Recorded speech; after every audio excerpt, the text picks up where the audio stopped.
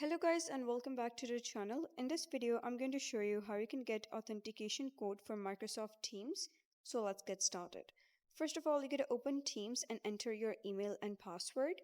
Once you do so, you'll be redirected to an interface that would say get a code to sign in, and they'll send a code on the registered email that you have typed.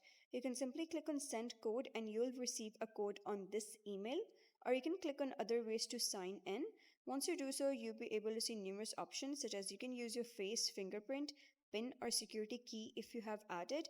You can also approve sign in with a mobile app, and you can also use your password or alternatively send a code to your email.